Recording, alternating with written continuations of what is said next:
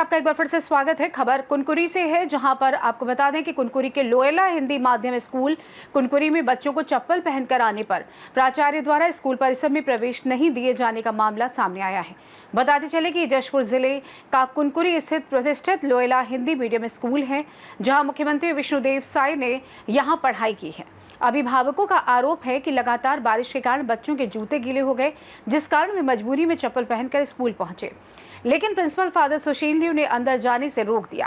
प्राप्त जानकारी के अनुसार कई बच्चों को स्कूल गेट से ही लौटा दिया गया, जिससे उन्हें मानसिक और शैक्षणिक नुकसान झेलना पड़ा है। बच्चों के परिजन ने इसे अमानवीय व्यवहार बताया और कहा कि स्कूल प्रबंधन को बच्चों की परिस्थिति को समझना चाहिए था। इस मामले में जब स्कूल के प्राचार्य से बात की गई तो उन्होंने स्पष्ट किया कि हम बच्चों में अनुशासन बनाए रखने के लिए ये नियम लागू करते हैं। यूनिफॉर्म और उचित पहनावा विद्यालय के अनुशासन का हिस्सा है।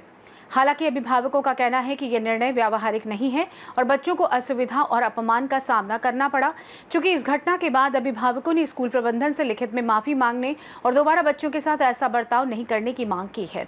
आपको ये भी बताते चलें कि ये जशपुर जिले के कुनकुरी स्थित लोयला हिंदी मीडियम का एक प्रतिष्ठित स्कूल है, जहाँ इस स्कूल में पढ़ाई करके लोग सरकारी नौकरी के साथ साथ मुख्यमंत्री तक बन चुके हैं। वहीं इस मामले में कुनकुरी विकासखंड शिक्षा अधिकारी ने बताया कि अभी जानकारी मिली है कि जाँच की जाएगी। जी, जैसे कि चप्पल पहन के स्कूल जाना गलत बात नहीं है, जिसको रोका जा रहा है, तो ये बात सही नहीं है।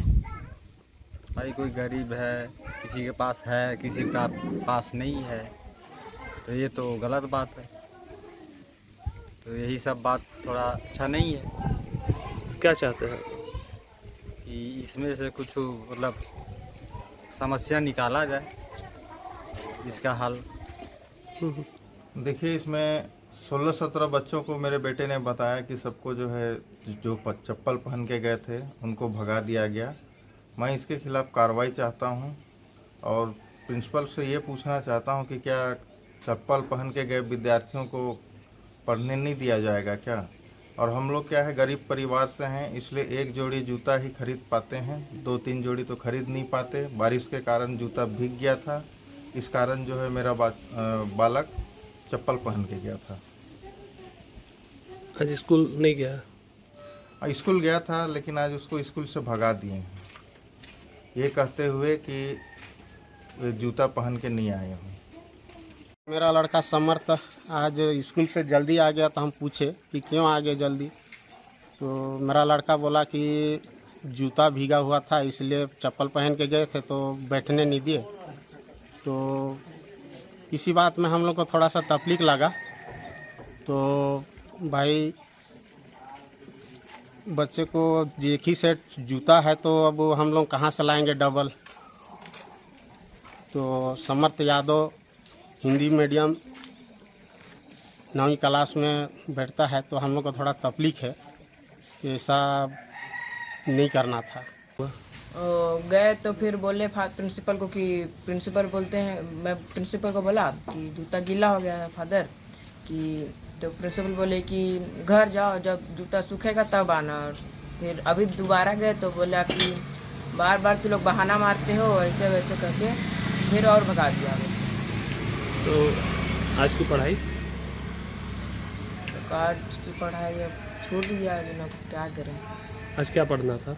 आज जी सब विषय होता है, हर एक दिन सातों का सातों होता है, मिस हो गया सब।